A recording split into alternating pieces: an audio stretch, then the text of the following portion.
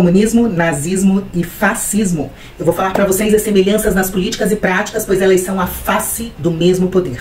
E embora frequentemente associadas a ideologias opostas, essas três ideologias compartilham das mesmas ideias e práticas políticas. O controle do Estado, a repressão de dissidentes políticos, que são os que divergem dessas políticas, e a criação de um regime autoritário. E analisando essas ideologias, apesar de parecerem teoricamente diferentes ideologicamente, elas convergem em seus aspectos. As três ideologias promovem a ideia de um Estado totalitário, ou seja, um governo que concentra todos os poderes em uma única autoridade, sem espaço para divisão de poderes ou para independência de outras instituições sociais e políticas. E alguns exemplos, como o comunismo de Stalin na União Soviética, no nazismo sob Hitler, que inclusive era do Partido Nacional Socialista dos Trabalhadores Alemães, e do fascismo sob Benito Mussolini. O Estado assume controle absoluto sobre todos os aspectos da vida social, econômica e cultural, bem como em Cuba de Fidel e na Venezuela Maduro. Aqui no Brasil, todos os poderes explicitamente estão concentrados em uma só pessoa. E o comunismo, idealizando uma sociedade sem classes, na prática, quando implementado pelos líderes já citados, levou um controle centralizado da economia e da sociedade, com forte repressão a qualquer forma de oposição. E o nazismo e o fascismo também buscaram poder para impor a sua visão totalitária do Estado, com um líder supremo e um culto à personalidade. Tanto o comunismo quanto o nazismo e o fascismo usaram a violência e a repressão como ferramentas centrais para manter o controle sobre a população e erradicar qualquer oposição. A polícia secreta, como a KGB na União Soviética, a Gestapo na Alemanha nazista e a OVRA na Itália fascista, eram responsáveis por monitorar e reprimir dissidentes políticos, intelectuais e qualquer grupo considerado inimigo do Estado. Prisões, execuções e campos de concentração eram práticas comuns em todos esses regimes. Hoje é possível encontrar fortes características de repressão e supressão de oposição na política nacional atual, através das ordens do Tribunal e da Federal.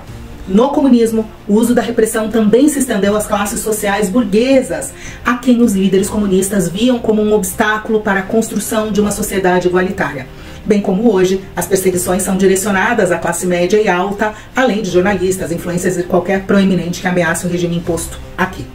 Então, fica claro que a igualdade só pode acontecer nivelando a população por baixo. O comunismo, então, elimina classes mais altas para igualar a população à pobreza. O nazismo, por sua vez, promovia um regime de perseguição racial com o objetivo de limpar a sociedade de grupos considerados indesejáveis, como judeus, ciganos e homossexuais. Hoje podemos constatar a continuidade sobre o espectro socialista comunista que, embora acusem grupos divergentes que defendem os judeus de nazistas, os atuais esquerdistas apoiam grupos terroristas e antissemitas, tornando o comunismo moderno uma mescla ideológica do nazismo antissemita. O fascismo italiano, embora menos focado em questões raciais do que o nazismo e do que o socialismo, o comunismo atual, também usou a violência para suprimir qualquer forma de resistência. Outro ponto em comum entre essas ideologias foi o culto à personalidade de um líder supremo. No comunismo soviético, figuras como o Stalin, no Oriente, com Mao Tse, em Cuba com Fidel, eram venerados com sua imagem, sendo constantemente promovida como símbolo de força e unidade. O nazismo e o fascismo também foram explícitos nesses aspectos, com Hitler e Mussolini sendo elevados ao status de líderes carismáticos que personificavam o poder do Estado e a identidade nacional.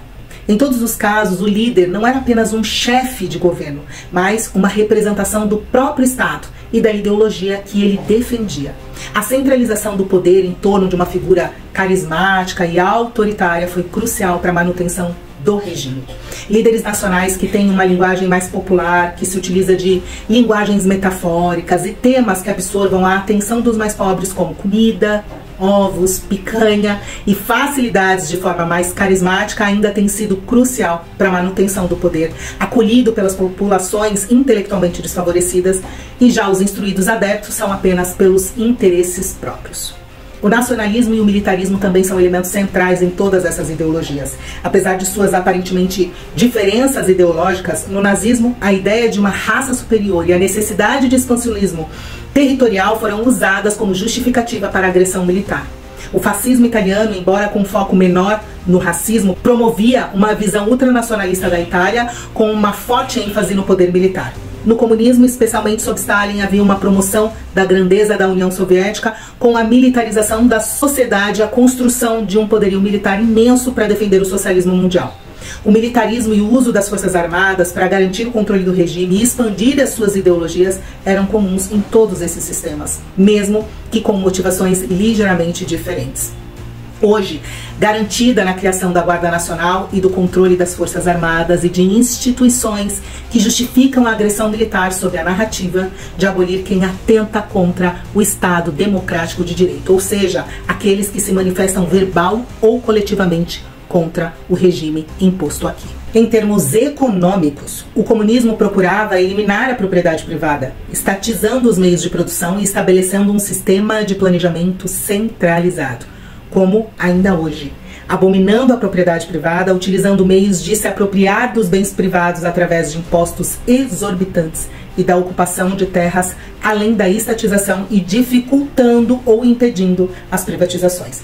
E embora o nazismo e o fascismo não abolissem a propriedade privada, ambos mantinham um controle sobre setores estratégicos da economia, como a indústria militar e a produção de recursos essenciais, utilizando o Estado como um regulador e planejador econômico para garantir a lealdade ao regime e a preparação para a guerra. Bem como hoje, controlando através das oligarquias políticas mantidas através de desvios monetários, garantindo lealdade através das composições partidárias, bases políticas nas casas legislativas e garantias de convergências jurídicas nos tribunais. Então, apesar das diferenças ideológicas aparentes, utilizando-se de temas diferentes, conferindo narrativas que podem, aos olhos menos favorecidos intelectualmente, parecerem diferentes, com o comunismo defendendo uma sociedade sem classes e o nazismo e o fascismo focando em um ultranacionalismo ideológico, compartilham das mesmas premissas fundamentais em termos de autoritarismo, controle estatal, repressão à oposição,